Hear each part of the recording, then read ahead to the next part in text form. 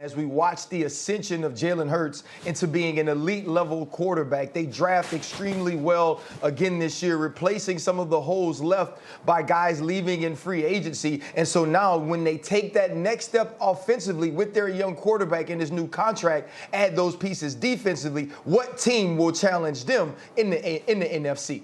Absolutely. Maybe it's a team right in their own division. Could it be the Dallas Cowboys? Well, things have not started out great for the Cowboys as they get set to report in Oxnard. Their six-time All-Pro guard and team captain, Zach Martin, is reportedly considering not reporting to training camp because he's not happy with his contract. Shefty, with that news yesterday, he's been an integral part of the Cowboys offense on that line, blocking for Dak, blocking for the running backs.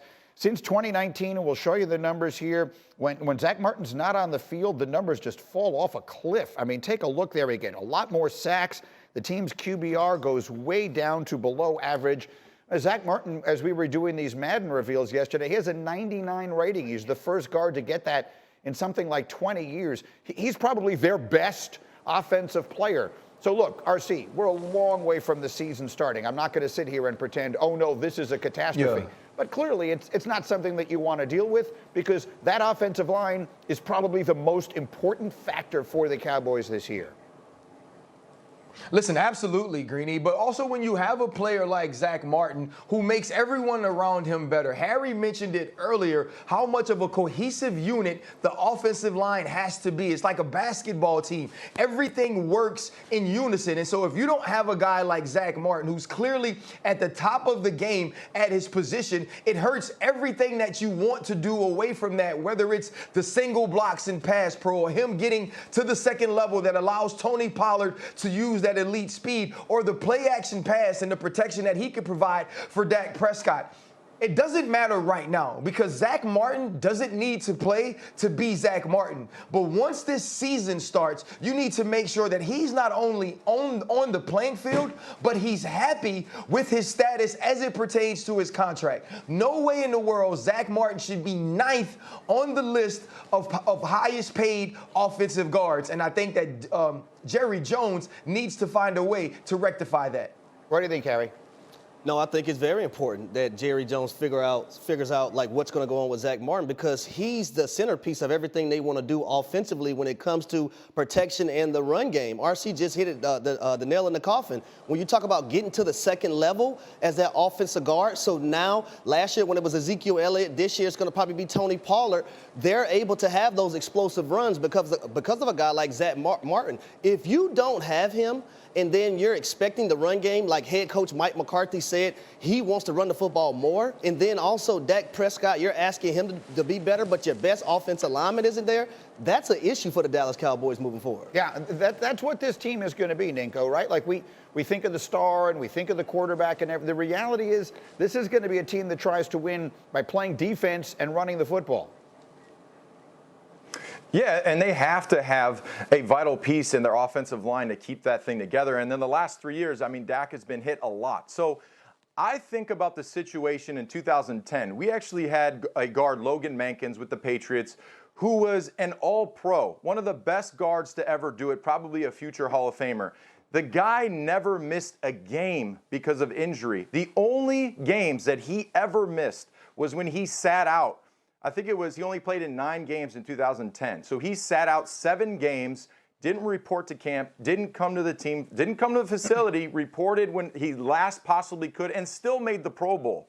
But I can tell you this, it affected the team because not only was he a leader, he was a great talent on the offensive line. And Harry, RC, they know how important communication is on the offensive front, the offensive line, the center. Everything goes from the center out. So your centers and your guards and your tackles, the center and the guard are the most important piece of your offensive line because they're speaking to the rest of the guys on the team, on the line, that is, sorry. And they have to be there. He has to be there for the Cowboys. And it didn't work out for us in 2010. So they need to sign him, do the right thing, Jerry.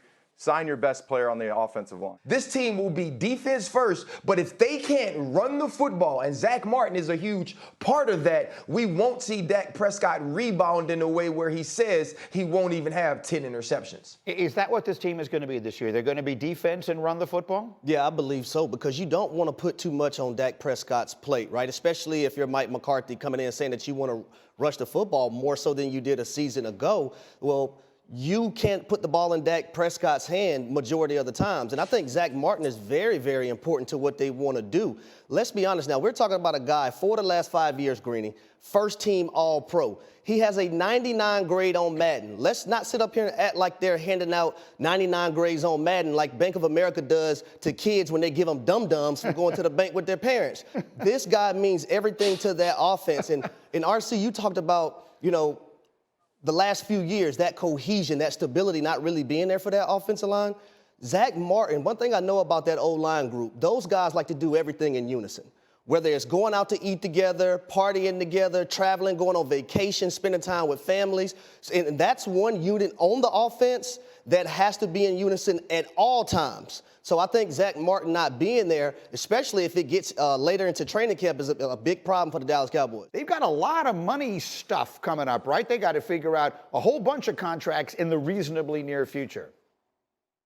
They do, but we also know when it comes to Zach Martin, by the way, that Jerry Jones, I mean, we saw it with Ezekiel Elliott. It's part of the reason we're in this whole running back mess right now as it is. He masterfully handled his potential holdout when he got his new contract. Zach Martin taking a page out of that book. It would not surprise me at all. Even when you look at all of these notable Cowboys contracts, if Jerry Jones just finds a way to sweeten this deal for Zach Martin. I know that Jones has his plate full right now, but I still think when it comes to Zach Martin, he gets bumped to the top of that list and they figure out a way, whether through incentives or whatever it takes, to get him near the top of the list of highest paid guards in the league. In the meantime, speaking of full plates, I would like to show you a whole bunch of plates. In fact, this is a bar that is completely filled with plates.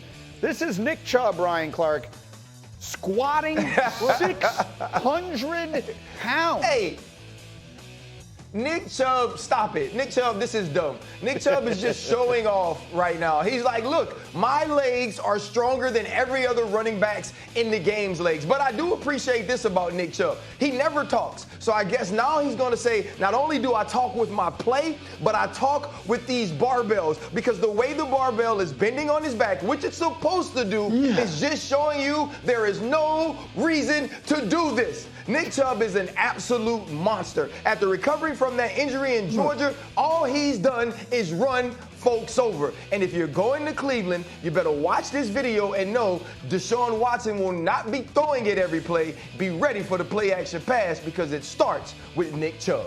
Harry, if I just, again, you played in the NFL for years. If I put you under that bar, if I just sort of... Right now, or at your prime, at your very best. Say right now. Okay, right now, what would happen? Well, I'm from Atlanta. My legs would be shaking like a stripper. Come on, Greeny.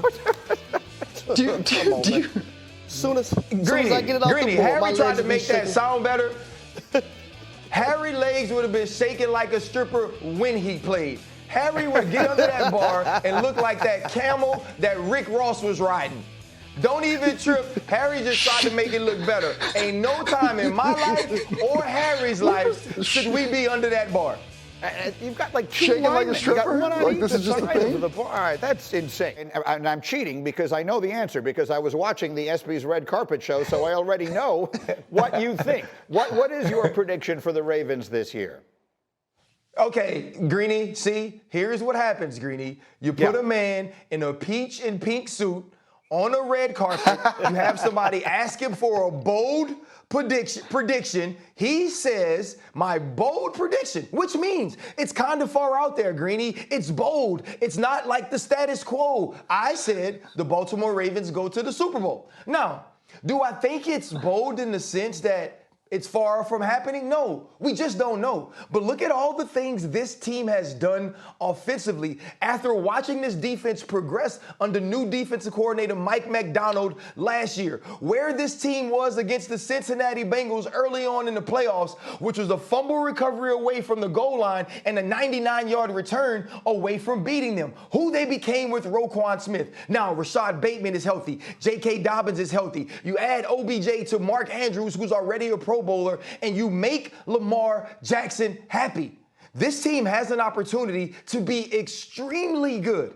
And if they finally get that chance to have an offense that matches both passing-wise and run-wise, they can be difficult to stop, and we know that they can stop people. The Baltimore Ravens have a real chance of being a big-time contender this year. Absolutely. Pick that up from there, Harry. There's no team I'm more interested in seeing than this one. We've seen Lamar Jackson do things that no one has ever done before. Now, if he can mix in the things that we've seen lots of people do before and make it could become an arsenal that we've never seen a quarterback play with. Well, I'll say in 2019, Lamar Jackson won the MVP award. Yeah. There's an opportunity he could win it again this season. And I want to note this about the Ravens offense. Just because Todd Monken is the new offensive coordinator, they're going to have better pass designs, doesn't mean they're going to abort the run. They're still going to run the football. That's their bread and butter. Now, you're bringing in a guy that's going to be able to allow Lamar Jackson to be better as a passer on top of having the skill position players, and something that Lamar Jackson's never had since he's been in Baltimore to this level. So I think it's going to be, he's destined for a big year, and it could be an MVP one for him. What are you hearing, Jeff? It's such an interesting time for them. Yeah, I mean, I'm so glad that Ryan provided that context, because when I first heard this, I thought the pre-party was getting a little crazy with Channing Crowder there at the ESPYs, because that's a very, very hot take to say that he's going to be in the Super Bowl. But look, I think it's important to remember that, yes, potentially this team has the ability to maybe even win the division. I don't think that's far off, but we're still talking about, is Odell Beckham's health going to be where he left off when he was with the Rams? Is Zay Flowers going to transition to the NFL the way that we think he might? Is Todd Monken's offense going to work for Lamar Jackson the way we are talking about it? There's a lot of questions about this team. The potential is high, but until we see the reality, I still have to give respect to the Bengals and all sorts of, by the way, other teams in this conference.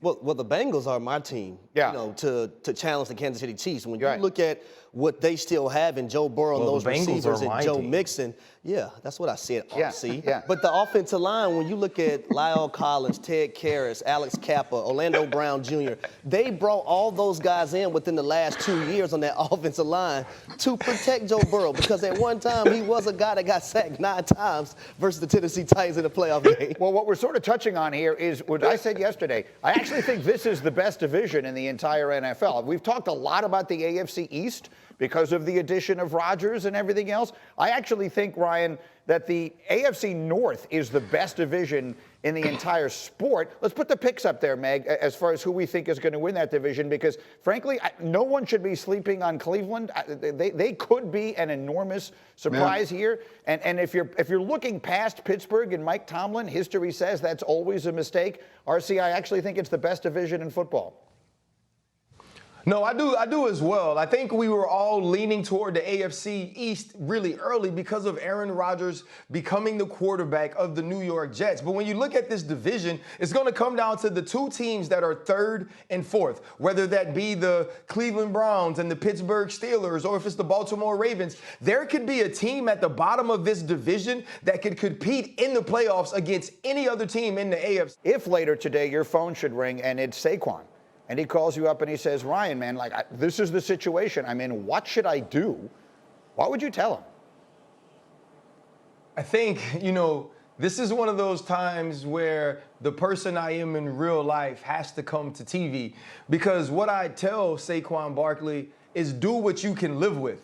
Not only is this coming off of a week where Saquon Barkley says that on the Money Matters podcast, but it's also coinciding with a week that Le'Veon Bell apologizes to the Pittsburgh Steelers fans, where Le'Veon Bell says he shouldn't have set out, where Le'Veon Bell says he shouldn't have left. And if we remember, he was on top of the world at the running back position when he was dealing with these things. Saquon Barkley has to think to himself, if I do sit out this year, if I say that to the organization, if I say that to my teammates, can I look Saquon Barkley in the eye and be comfortable with who I am? Can I respect myself? Can I look my girl in the eye? Can I look my children in the eye and say, you know what, daddy did or I did the right things? That's what it's about. This is not about business. And that's what happens. It starts to become business and you think it's about negotiating contracts. All of this is extremely personal to football players. All of it is extremely personal to us because you put your blood, sweat, and tears into this. And you give this to an organization. You give this to your teammate. And when it's not rewarded, it hurts. It legitimately hurts. You are saddened. You feel broken. You feel like they don't value you the way you value them. And then you got to make a decision. So all I want to say is, and all I would say is, when you make this business decision, make sure personally you can handle every single consequence. That's the question, and that's the question he has to answer. I'd tell the Giants you better get Daniel Jones a couple knee braces and wrap him up in bubble wrap and send him up the A gap or the B gap because without Saquon, you don't have a quarterback. You don't have a decent quarterback. You had to run the football last year. You had to use Barkley. So for me, I wouldn't step foot on a field until I had a contract that I felt was a great representation of what I bring to this team. He's a leader. He's the guy that you're going to hand the ball off to a lot this season. So you go pay him. You give him a manageable contract that you feel is right because you just gave a quarterback who is average $40 million a year. I don't get it. So wrap up Danny Dimes in bubble wrap. Make sure you don't get hurt. Guys, we have to remember now, the time has passed to give a deal that works. Right? We don't have that option anymore. He has to play on this tag if he plays. And I brought up Le'Veon Bell. Remember when Le'Veon Bell sat out, that's when we discovered James Conner. That's when we realized James Conner could be a viable option at the running back position. And now it's Matt Breida. They go draft Eric Gray in the 5th round if you're the New York Giants. I'm not saying that these guys can do what Saquon Barkley can do because I think he is a transcendent talent at the position. But the worst thing you can ever do at the running back position is allow people to figure out they can do it without you. I'm not trying to put pressure on Saquon Barkley to go back into the locker room. I'm not putting it on Saquon Barkley that he has to go play. He got to do what he thinks is best for him, his business, and his family. But he has to understand how people look at the running back position today. I agree with everything Nico said. Daniel Jones was able to be average and get an above-average contract because of Saquon Barkley. And maybe he can't do that without him, but maybe he can. And so Saquon Barkley has to make this decision independently of himself. I'm not playing for something I feel is undervalued for me, and I'm going to sit out. If he doesn't feel strongly about that, I suggest he finds a way to go in, get his money, and feel the best he possibly can about it because this is an extremely difficult decision. Now you're opening the door for someone else to get an opportunity. You can only imagine a second-team running back or a third-team running back or a guy that's just got drafted that just wants the door to be open, right? Those guys are dying for that opportunity, and if Saquon Barkley decides that he wants to sit out, that's opening the door for them. That's part of that decision if he goes that route. Not saying that those guys are going to be better than Saquon Barkley, but you are opening that window of opportunity for those other guys to get a chance to show everyone what they can do if they are in that starting role. For sure. Thank you for watching ESPN on YouTube. For live streaming sports and premium content, subscribe to ESPN+.